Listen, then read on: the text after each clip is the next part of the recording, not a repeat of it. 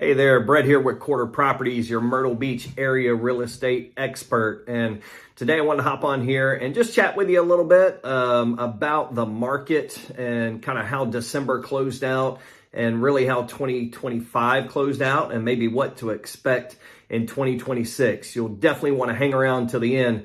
I've got a crazy stat here at the end that might give us some insight to what 2026 has to hold. But first off, Happy New Year. I can't believe it's 2026, 250th birthday for the old US of A. I was born in 1976, so this will be my 50th. So I've been able to see, I guess that's 1/5 of the years that the US has been around. I'm getting old, but all right, let's hop into it and check out what we've had going on. So when we look at December, we had 942 single-family home closings in December. That was actually up 11% from last year. So we had a very active closing month in December. That single-family homes, condos and townhomes, we had 402 close out.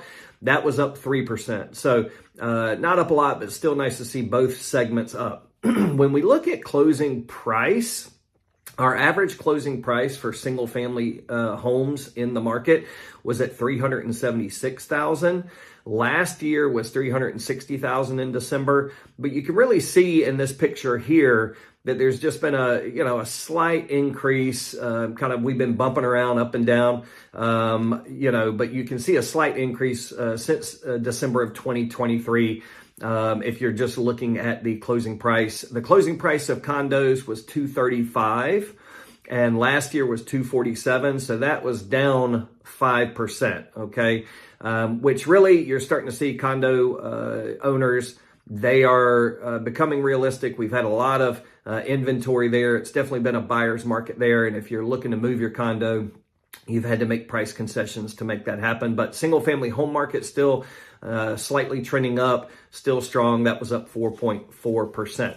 Okay, so if you look at pending homes in December, so how active was the market? Were there many buyers in the market? We had 688 single-family homes go pending in December. That was up 9% from the previous year. And if you look at this picture here, you can kind of see December is usually our slowest pending month of each year, obviously with the holidays. But, when you look at it, you look at 2023, 4, 5, and you just kind of see us each year, or 22 all the way through. We just kind of, that's our lowest month of the year, but it has been trending up for the most part. Interest rates were high. That kind of sent people into shock. Then they kind of got used to them, and now they've actually come down. So you can just kind of see that number of pins trending up. Really where the big signal of pins we see as far as a very active market was the condo market. We had 329 condos go pending. That was up 22%.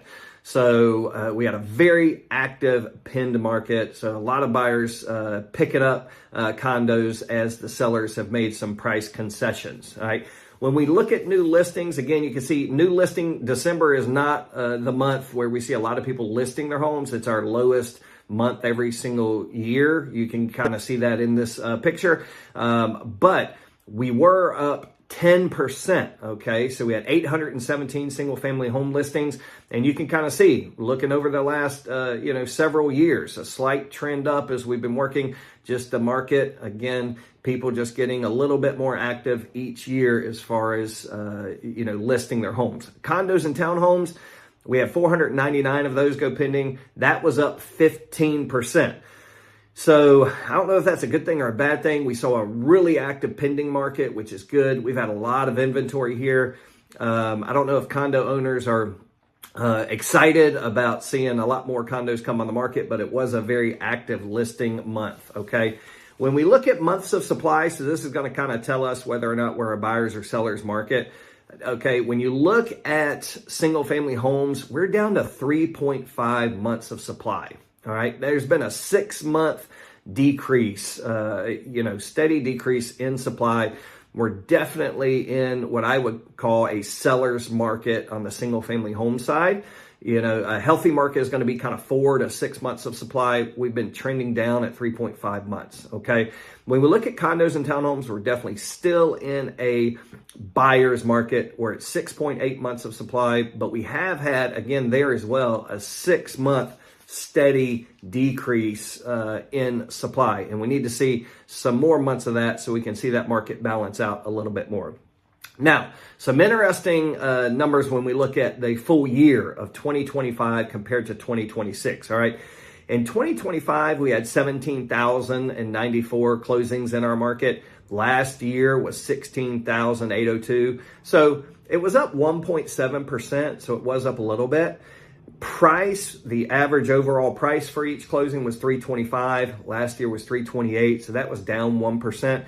But here's the really, really interesting statistic, okay? And does this give us any insight into what 2026 is going to hold, all right? So we've obviously seen that pins and closings were up in our market in December. Listings were up. Does that give us any insight? Well, think about this statistic right here. Withdrawn. Let's look at the number of listings that have been withdrawn. Last year, we had 5,160 listings withdrawn from the market, sellers taking their house off the market. The previous year was 4,442, so that was up 16%. So 16% more sellers withdrew. But how does that compare? When we look at 21 and 22, we had 2,469 in 21, and we had 2,456 in 22. So over the last 2 years, we have had twice as many sellers removing their properties from the market, okay? They didn't get the price they were hoping to get, so they pulled it off. So what does that mean? Well, we've had a very active buyer's market. I think with interest rates coming down, we're going to have, again, an even more active buyer's market this spring. But is that going to mean huge price jumps? I don't think so. I think a lot of these sellers that were on the fence over the last 2 years withdrew their listings. I think we're going to see a bump in inventory, more inventory than normal.